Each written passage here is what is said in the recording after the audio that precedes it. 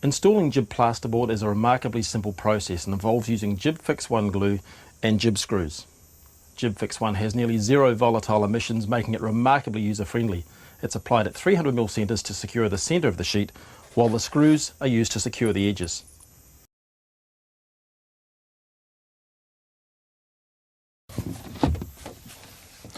It often pays to give your sheets a dry run first. That way you can make sure they fit perfectly before you glue and screw it into place, especially if you're working around doors or windows.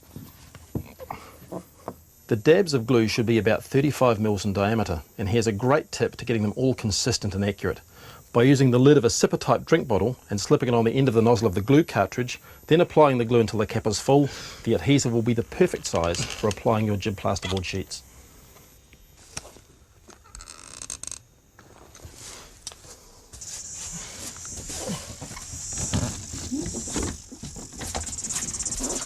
Put the lower sheet in place against the studs, then lever it up and place a couple of offcuts of plasterboard on the floor at the base of the wall. This will keep the sheets about 10mm off the floor.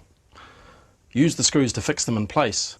The screws need to be driven so they finish just below the surface, but without breaking the surface of the paper. If the screw is driven too deeply and damages the paper or the core of the board, simply drive a second screw in about 50mm from the first and then remove the first one. Easy. The top sheet may be a little more difficult to put up purely because it needs to be lifted into place, but it's still a fairly simple job to do between two. In many cases, sheets are fixed vertically, but in this case we're fixing them horizontally, which is the recommended method. Make sure the two edges here are the tapered edges for the jib stopping in the next part of the project. Gib plasterboard is available with either a square edge or a tapered edge.